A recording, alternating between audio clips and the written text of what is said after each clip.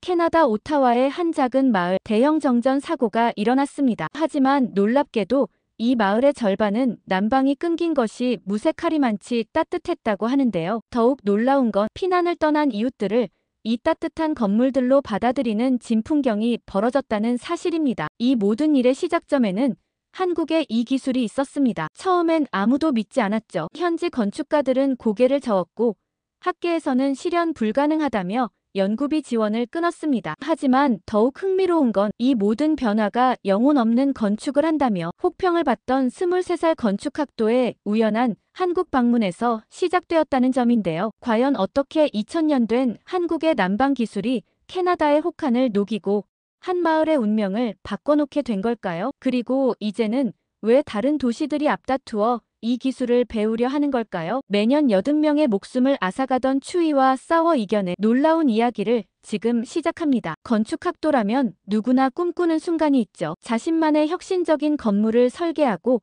도시의 스카이라인을 바꾸는 것. 하지만 저는 23이 되도록 그런 꿈을 꾸지 못했습니다. 오타와 대학교 건축학과 3학년 소피 맥켄지는 그저 방황하는 학생일 뿐이었어요. 소피, 이번 설계 과제는 또 불합격이네요. 지도교수 윌리엄스 교수는 제 도면을 내려놓으며 한숨을 쉬었죠. 당신은 기술은 뛰어난데 영혼이 없어요. 건축이 뭔지 아직 모르는 것 같아요. 교수실을 나오며 창밖을 바라봤어요. 하얀 눈이 내리는 오타와의 겨울 풍경. 매년 반복되는 광경인데 올해는 유독 답답하게 느껴졌습니다. 기후위기가 심각해지는 시대에 건축가가 할 수 있는 일이 뭘까? 화려한 외관 말고 진짜 사람들의 삶을 바꿀 수 있는 무언가가 있지 않을까? 그때 게시판에서 눈에 띈 포스터 한 장. 서울대학교 교환학생 프로그램. 순간적인 결정이었죠. 변화가 필요해. 완전히 다른 세상을 봐야 해. 한국에 도착했을 때는 한겨울이었어요. 캐나다보다는 덜 추웠지만 영하의 날씨는 마찬가지. 그런데 이상한 점을 발견했습니다. 사람들이 생각보다 춥다고 불평하지 않는 거예요. 더 놀라운 건 난방비였어요. 어떻게 이렇게 난방비가 적게 나오는 거죠?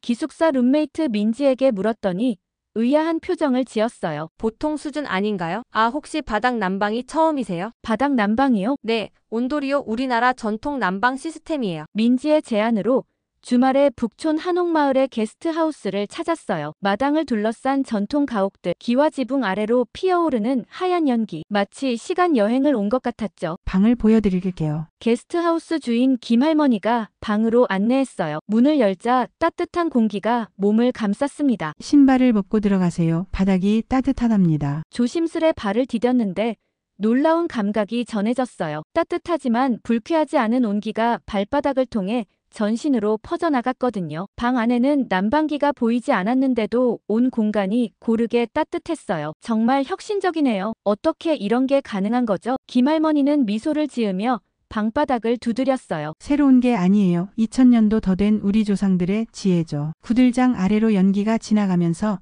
돌을 데우고 그 열이 오래도록 유지되는 거예요. 2000년이요? 저도 모르게 놀란 목소리가 나왔어요. 그런데 왜 서양에는 이런 게 없는 걸까요? 그건 소피 학생이 연구해봐야 할 숙제겠네요. 김할머니의 말에 깊은 생각에 잠겼어요. 밤이 되자 더 놀라운 경험이 기다리고 있었습니다. 이불을 덮고 누웠는데 마치 누군가가 따뜻하게 안아주는 것 같은 포근함이 느껴졌어요. 창밖에서는 찬바람이 불고 있었지만 방 안은 마치 봄날처럼 따뜻했죠. 그날 밤 일기장에 이렇게 적었어요. 오늘 나는 진정한 건축을 발견했다. 건물은 사람을 품어야 해. 온돌은 단순한 난방 시스템이 아니야. 이것은 사람을 생각하는 따뜻한 마음이 형태가 된 거야. 다음 날 아침 김할머니는 저를 부엌으로 불렀어요. 구들장 아래 아궁이를 보여주면서 설명해 주셨죠. 보세요. 이 구조가 얼마나 과학적인지. 열은 위로 올라가는 성질이 있잖아요. 그래서 불을 떼면 연기가 구불구불한 길을 따라 방 전체를 데우고 가는 거예요. 그리고 돌이 열을 오래 품고 있어서 한번 데우면 하루 종일 따뜻하죠. 그 순간 머릿속에서 번개가 친 것 같았어요. 캐나다의 겨울, 치솟는 난방비, 효율 낮은 난방 시스템. 이 모든 문제의 해답이 눈앞에 있었던 거죠. 한국에서의 마지막 날, 김할머니는 제게 작은 선물을 주셨어요. 한옥의 구조를 상세히 그린 도면이었죠. 이걸 보면서 우리 온돌의 원리를 더 깊이 이해할 수 있을 거예요. 캐나다로 돌아오는 비행기 안에서 도면을 펼쳐보며 생각했어요. 열기가 구불구불 이동하는 길, 열을 품는 돌의 특성, 방 전체를 데우는 과학적인 설계. 이 모든 것이 2000년 전부터 있었다니. 오타와에 돌아온 건 한겨울이었어요. 공항에서 택시를 타고 가는데 기사님이 히터를 3개 틀었는데도 발이 시렸죠. 문득 한옥의 따뜻했던 바닥이 그리워졌어요. 요즘 난방비가 미쳤다니까요. 택시 기사님이 한숨을 쉬었어요. 우리 어머니는 난방비 아끼려고 히터도 제대로 못 틀고 계신다는데. 다음 날 아침 충격적인 뉴스를 접했어요. 오타와 이스트사이드 저소득층 주거단지에서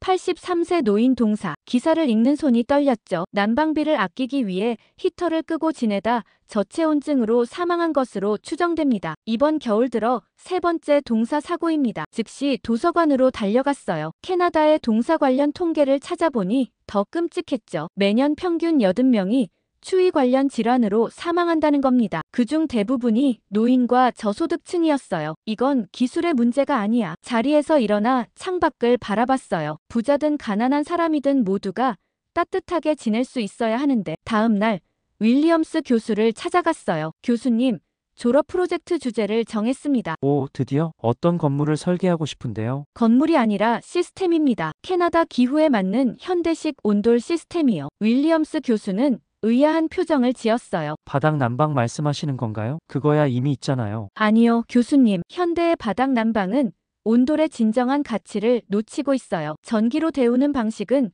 비효율적이고 비싸죠. 하지만 온돌은 달라요. 열을 오래 저장하고 은은하게 방출하면서 방 전체를 균일하게 데워요. 무엇보다 한 번 데우면 오래가서 비용이 훨씬 적게 들죠. 김할머니가 주신 도면을 펼쳤어요. 보세요. 이 구조가 얼마나 과학적인지. 열의 흐름을 최적화했고 추결 효과는 현대의 어떤 시스템보다 뛰어나요. 이걸 현대 기술로 재해석하려 해요. 잠깐만요. 윌리엄스 교수가 도면을 자세히 들여다봤어요. 이 구조 흥미롭네요. 하지만 실현 가능할까요? 캐나다의 기후는 한국과 다른데요. 우리 기후에 맞게 최적화하고 현대 기술을 접목하는 연구가 필요한 거죠. 알겠어요. 프로젝트는 승인하겠습니다. 하지만 실험 데이터가 필요할 거예요.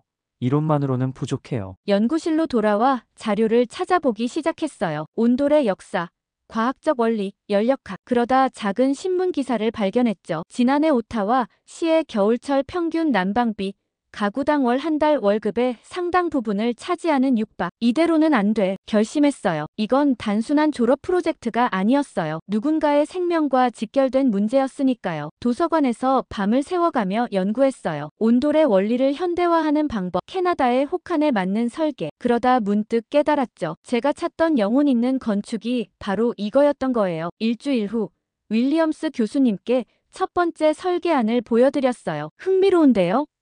교수님이 도면을 유심히 보셨어요. 하지만 이론상으로만 가능할 것 같네요. 실제로 테스트할 방법이 있나요? 네, 있습니다. 제 아파트 지하실을 실험실로 쓰고 싶어요. 집주인께 허락도 받았고요. 작은 규모지만 원리를 증명하기엔 충분할 거예요. 위험하지 않을까요? 안전장치는 철저히 마련했어요. 교수님, 지금 이 순간에도 추위로 고통받는 사람들이 있어요. 우리가 뭔가는 해야 하지 않을까요? 아파트 지하실에서의 실험은 생각보다 더 어려웠어요. 이론과 현실은 달랐죠. 온돌의 핵심인 구들장을 현대적으로 재해석하는 것부터가 문제였습니다. 이건 안 되겠어. 한밤중 지하실에서 도면을 들여다보며 중얼거렸어요. 바닥 구조를 완성하는 데만 일주일이 걸렸는데 열 효율이 기대에 미치지 못했거든요. 민지에게 영상통화로 도움을 청했어요. 한국의 건축 전문가를 소개해 줄 수 있을까? 다행히 민지가 한국의 문화재 수리 전문가를 소개해 줬어요. 영상통화로 자문을 구하자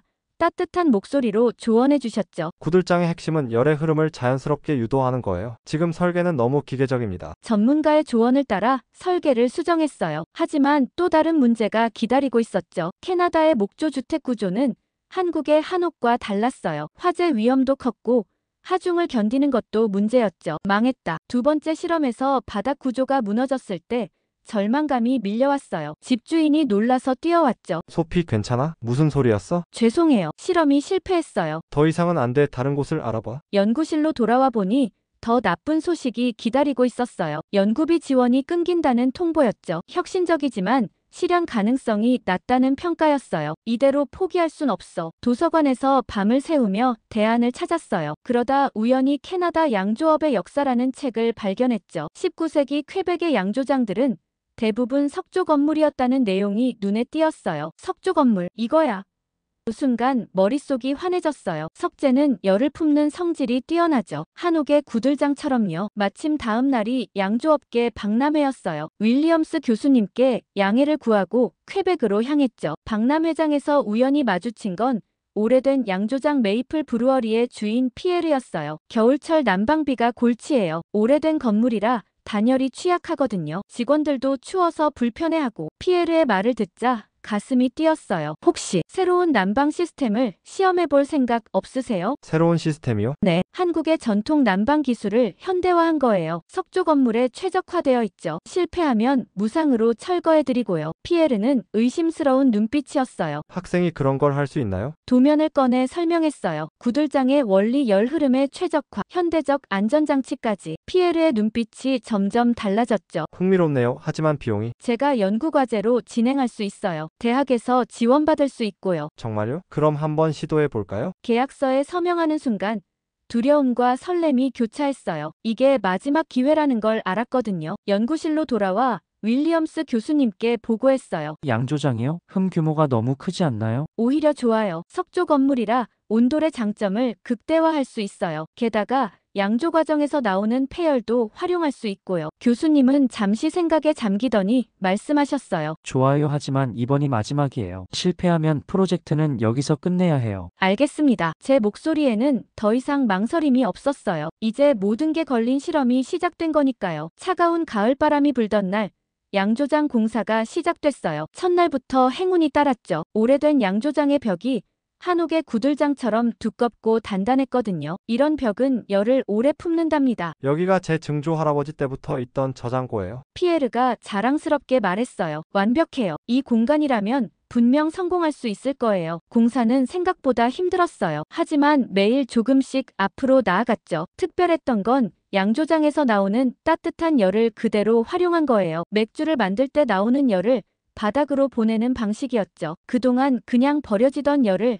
다시 쓰는 거예요. 어느 날 아침 양조장 직원 마이클이 놀란 얼굴로 뛰어왔어요. 소피, 큰일 났어요. 어제 실수로 난방을 끄고 퇴근했는데. 어머나, 맥주가 얼지는 않았나요? 아니요, 그게 방이 여전히 따뜻해요. 어떻게 된 거죠? 깜짝 놀라 확인해보니 정말이었어요. 난방을 꺼도 바닥이 따뜻했고 실내 온도도 적당했어요. 한옥에서 느꼈던 그 포근한 온기가 여기 있었던 거죠. 직원들의 반응도 달라졌어요. 숙련공 헨리는 환하게 웃으며 말했죠. 전에는 퇴근할 때면 온몸이 쑤셨어요. 차가운 바닥에서 일하다 보니까요. 근데 지금은 발이 따뜻해서 그런지 하루 종일 편해요. 주말 당직자 토마스도 좋아했어요. 예전에는 추워서 한자리에만 있었는데 이제는 어디든 따뜻해요. 일하기가 훨씬 좋아졌어요. 가장 기뻤던 건 난방비 고지서를 확인했을 때예요. 피에르가 눈을 크게 뜨며 말했죠. 믿어지지 않네요. 난방비가 절반도 안 나왔어요. 첫 겨울이 지나고 모든 결과가 나왔어요. 난방비는 60%나 줄었고 직원들은 더 건강하게 일할 수 있게 됐죠. 양조장 공기도 한결 깨끗해졌어요. 윌리엄스 교수님께서 현장을 방문하셨어요. 놀랍군요. 소피 당신이 해냈어요. 이제 정말 영혼이 있는 건축을 한 거예요. 그날 저녁 피에르가 기쁜 소식을 전해줬어요. 다른 양조장 사장님들이 전화를 많이 하세요. 우리 난방 시스템에 관심이 많으시대요. 정말요? 네, 다들 이런 시스템을 원하세요. 겨울에 따뜻하고 돈도 적게 들고 누가 마다하겠어요? 창밖에 눈이 내리고 있었어요. 문득 김할머니가 생각났죠. 한국에서 배운 따뜻한 지혜가 이곳 캐나다에서도 꽃을 피우고 있다는 게 신기했어요. 일기장을 펼쳐 적었어요. 오늘은 정말 특별한 날이야. 온돌은 단순한 난방이 아니었어. 사람을 생각하는 마음이었던 거야. 그 마음이 이렇게 먼 곳까지 와서 다른 이들을 따뜻하게 해주다니 정말 기쁘다. 김할머니 고마워요. 할머니가 가르쳐주신 지혜가 여기서 이렇게 빛나고 있어요. 메이플 브루어리의 성공 소식은 삽시간에 퍼졌어요. 처음에는 양조장 관계자들만 관심을 보였는데 어느새 마을 전체가 들썩이기 시작했죠. 소피 잠깐 시간 있나요? 어느 날 마을 의회 의장님이 찾아오셨어요. 의회 회의에서 당신의 시스템에 대해 발표해주면 좋겠어요. 처음엔 당황스러웠어요. 하지만 이내 마음이 단단해졌죠. 지금이야말로 더 많은 사람들에게 온돌의 가치를 알릴 기회니까요. 의회 회의장은 마을의 주요 인사들로 가득 찼어요. 떨리는 마음을 진정시키며 발표를 시작했죠. 우리 마을의 대부분은 100년 이상 된 석조 건물들이에요. 겨울이면 난방비 부담에 모두가 고통받고 있죠. 하지만 해결책이 있습니다. 메이플 브루어리의 사례를 설명하자 의원들의 표정이 달라지기 시작했어요. 특히 난방비 절감 효과를 보여줄 때는 웅성거림이 일었죠. 잠깐만요. 이게 정말 가능한 일인가요? 양조장 하나와 마을 전체는 차원이 다르지 않나요? 그때 피에르가 자리에서 일어났어요. 3개월 전만 해도 저도 그렇게 생각했습니다. 하지만 지금은 달라요. 우리 직원들이 얼마나 만족하는지, 난방비가 얼마나 절약되는지 직접 보여드리고 싶네요. 다음 주에 있었던 양조장 견학은 분위기를 완전히 바꿔놨어요. 특히 바닥의 온기를 직접 느끼고 직원들의 이야기를 들은 의원들은 깊은 인상을 받은 듯 했어요. 마을 의회는 대담한 결정을 내렸어요. 향후 5년간 단계적으로 마을 전체에 현대식 온돌 시스템을 도입하기로 한 거예요. 처음에는 공공건물부터 시작하고 점차 일반 가정으로 확대하는 계획이었죠. 하지만 비용이 많이 들 텐데요. 재정 담당 의원이 걱정스러운 표정을 지었어요. 계산해봤습니다. 제가 준비한 자료를 보여드렸어요. 난방비 절감액으로 3년 안에 설치 비용을 회수할 수 있어요. 그리고 마을 전체가 참여하면 규모의 경제가 생겨 비용은 더 낮아질 거예요. 프로젝트가 시작되자 예상치 못한 변화들이 일어났어요. 현지 건설업체들이 앞다투어 온돌 시스템 설치 교육을 요청했고 젊은 기술자들은 열정적으로 새로운 기술을 배웠죠. 이건 정말 혁신적이에요. 건설업체 사장님이 감탄했어요. 우리도 이제 전통과 현대를 접목하는 방법을 배우고 있네요. 첫 번째 공공건물은 마을 도서관이었어요. 겨울이 시작되자 도서관은 마을의 명소가 됐죠. 따뜻한 바닥에 앉아 책을 읽는 아이들, 무릎 통증 없이 편하게 쉬시는 어르신들. 도서관은 그 어느 때보다 활기찼어요. 전에는 추워서 빨리 집에 가고 싶었는데 이제는 더 있다 가고 싶어요. 도서관 사서 앤이 웃으며 말했어요. 변화는 계속됐어요. 두 번째로 마을 노인복지관이 공사를 마쳤고 이어서 초등학교, 우체국도 차례차례 온돌 시스템을 도입했어요. 특히 감동적이었던 건 노인복지관의 변화였어요. 관절염을 앓던 할머니들이 춤교실을 시작하셨거든요. 따뜻한 바닥에서 움직이니까 무릎이 덜 아파요. 이제는 춤도 출 수 있다니. 학교도 달라졌어요. 아이들이 바닥에 편하게 앉아서 공부할 수 있어요. 교장 선생님이 기뻐하셨죠. 특히 추운 날 등교하면 발이 얼어있던 아이들이 많았는데 이제는 그런 걱정이 없어요. 올겨울은 유난히 추웠지만 마을의 분위기는 따뜻했어요. 사람들이 모이는 곳마다 온기가 가득했고 웃음소리가 끊이지 않았죠. 어느 날 마을 회관에서 열린 주민 모임에 참석했어요. 한 주민이 일어나 말씀하셨죠. 우리 마을이 이렇게 바뀔 줄은 몰랐어요. 단순히 난방비가 줄어든 게 아니라 사람들이 더 자주 모이고 이야기하게 됐어요. 마을 전체가 더 따뜻해진 것 같아요. 그 말을 들으며 생각했어요. 온돌은 정말 신기한 거예요. 바닥을 데우는 것 같지만 사실은 사람의 마음을 데우는 거였어요. 한국에서 배운 따뜻한 지혜가 이렇게 먼 곳에서 새로운 공동체를 만들어내다니. 밤늦게 연구실로 돌아오는 길, 하늘에서 한방눈이 내리기 시작했어요. 예전 같으면 서둘러 실내로 들어갔겠지만 이상하게 춥지가 않았어요. 마을 전체가 따뜻하게 숨 쉬는 것 같았거든요. 2년이 지났어요. 창밖에는 또다시 하얀 눈이 내리고 있었죠. 하지만 이제 겨울은 예전처럼 두렵지 않았어요. 마을의 절반 이상이 온돌 시스템을 도입했거든요. 오늘도 아침부터 바빴어요. 이제는 제가 기술 자문을 하고 있죠. 처음에는 공공건물 위주였는데 이제는 일반 가정에서도 문의가 늘고 있어요. 소피 잠깐 들어와 봐요. 도서관 관장님이 부르셨어요. 따뜻한 바닥에는 아이들이 책을 읽고 있었죠. 요즘 도서관이 북적북적해요. 도서 대출량이 30%나 늘었다니까요. 카페에 들어가 보니 바닥에 앉아 이야기 나누는 사람들로 가득했어요. 예전에는 볼 수 없던 풍경이죠. 주인장이 반갑게 인사했어요. 소피, 덕분에 장사가 잘 돼요. 요즘은 손님들이 몇 시간씩 머물러요. 따뜻한 바닥에서 수다 떨기가 좋대요. 특히 자랑스러웠던 건 작년 겨울의 일이에요. 갑자기 대규모 정전이 일어났을 때였죠. 다른 건물들은 난방이 끊겨 피난을 가야 했는데 온돌이 설치된 건물들은 하루 종일 따뜻했어요. 추결 효과 덕분이었죠. 그때 정말 놀랐어요. 노인복지관 원장님이 말씀하셨죠. 전기가 나갔는데도 어르신들이 춥다고 하지 않으시더라고요. 오히려 다른 곳에서 피난 오신 분들을 받을 수 있었죠. 오늘은 특별한 날이에요. 근처 마을에서 온돌 시스템 도입을 검토하러 온다고 해서 발표 준비를 하고 있었거든요. 문득 책상 서랍에서 낡은 도면을 발견했어요. 김할머니가 주신 한옥 도면이었죠. 도면을 보며 미소가 지어졌어요. 2년 전 한국에서의 기억이 새록새록 떠올랐거든요. 그때는 몰랐죠. 이 도면이 제 인생을 바꿀 거라는 걸. 소피. 누군가 부르는 소리에 고개를 들었어요. 윌리엄스 교수님이었죠. 우리 학생들한테 특강 좀 해주면 어떨까요? 요즘 건축학과에서 당신 얘기가 사례로 많아요. 네, 제가요? 그럼요. 당신이야말로 진정한 영혼이 있는 건축을 보여줬잖아요. 잠시 망설이다 고개를 끄덕였어요. 제가 찾던 답을 다른 학생들도 찾고 있을지 모르니까요. 민지와도 종종 연락해요. 얼마 전에는 영상통화로 반가운 소식을 전해줬죠. 소피, 있잖아. 우리 할아버지가 하시는 말씀이 한국의 온돌이 캐나다에서 진화하고 있대. 이제는 우리가 캐나다에서 배워야 할 게 있다고. 그 말을 듣고 가슴이 뭉클했어요. 2000년 된 지혜가 여기서 새롭게 태어나고 있다니. 요즘은 바빠서 일기를 자주 쓰지 못해요. 하지만 오늘은 꼭 적어야 할 것 같았어요. 김할머니, 잘 지내시나요? 할머니가 주신 도면으로 시작된 일이 이렇게 커질 줄 몰랐어요. 이제는 다른 마을에서도 연락이 와요. 어제는 퀘벡시에서, 오늘은 몬트리올에서. 처음에는 두렵고 막막했는데 이제는 자신감이 생겼어요. 할머니 말씀대로예요. 온돌은 단순한 난방이 아니었어요. 사람을 생각하는 마음, 그 마음이